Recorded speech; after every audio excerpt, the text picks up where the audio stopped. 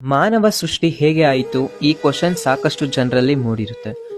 65 million ವರ್ಷಗಳ ಹಿಂದೆ ಒಂದು ದೊಡ್ಡ ಆಸ್ಟ್ರಾಯ್ಡ್ ಅಂದ್ರೆ ಕ್ಷುದ್ರ ಗ್ರಹ ಬಂದು ಭೂಮಿಗೆ ಅಪ್ಪಳಿಸುತ್ತೆ.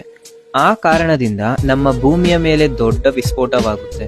ಇದರಿಂದ ನಮ್ಮ ಭೂಮಿಯ ಅಟ್ಮಾಸ್ಫಿಯರ್ ಕಂಪ್ಲೀಟ್ ಆಗಿ ಬದಲಾಗುತ್ತೆ. ಬಹಳ ವರ್ಷಗಳವರೆಗೂ ಭೂಮಿಯ ಮೇಲೆ ಸೂರ್ಯನ ಬೆಳಕು ಬರೋದೇ ಇಲ್ಲ.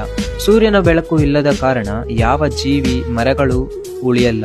ಆಗಿನ ಕಾಲದಲ್ಲಿದ್ದ ಡೈನೋಸರ್ಸ್ ಕೂಡ ಗತಿಸಿ ಹೋಗಿರುತ್ತವೆ. ನಂತರ ಏನಾಯ್ತು ಅಂತ ನೋಡೋದಕ್ಕೂ ಮೊದಲು ವಿಡಿಯೋನ ಲೈಕ್ ಮಾಡಿ, ನಮ್ಮ ಅಕೌಂಟ್ನ ಫಾಲೋ ಮಾಡಿ. ಭೂಮಿಯ ಮೇಲೆ ಎಷ್ಟು ವಿನಾಶಗಳು ಸಂಭವಿಸಿದ್ರೂ ಕೂಡ ಒಂದು ಜೀವಿ ಮಾತ್ರ ಬದುಕುಳಿಯುತ್ತೆ. ಅದು ನೋಡಲು ಒಂದು ಮ್ಯಾಮಲ್ನ ಹಾಗೆ, ಅಂದ್ರೆ ಸಸ್ತನಿಯಾಗಿರುತ್ತೆ. ಇದು ಮಣ್ಣಿನೊಳಗೆ ಜೀವಿಸುತ್ತೆ. ಸುಮಾರು ಲಕ್ಷ ವರ್ಷಗಳ ನಂತರ ಭೂಮಿ ಮತ್ತೆ ಮೊದಲಿನ ಪರಿಸ್ಥಿತಿಗೆ ಬರುತ್ತೆ. ನಂತರ ಈ ಜೀವಿ ಹೊರಬರುತ್ತೆ. 1000 ವರ್ಷಗಳಷ್ಟು ಕಾಲ ವಿಕಸನಗೊಂಡು ಕೋತಿಯಾಗಿ ಬದಲಾಗುತ್ತೆ. ಸ್ವಲ್ಪವೇ ಬದಲಾಗಿ ಮನುಷ್ಯನಾಗಿ ಪರಿವರ್ತನೆಗೊಳ್ಳುತ್ತೆ.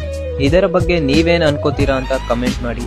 ಅಂಡ್ ಇದೇ ರೀತಿ ಇಂಟ್ರೆಸ್ಟಿಂಗ್ ವಿಡಿಯೋಸ್ಗಾಗಿ ನಮ್ಮ ಅಕೌಂಟ್ನ ಫಾಲೋ ಮಾಡಿ. ವಿಡಿಯೋನ ನಿಮ್ಮ ಫ್ರೆಂಡ್ಸ್ಗೂ ತಪ್ಪದೆ ಶೇರ್ ಮಾಡಿ.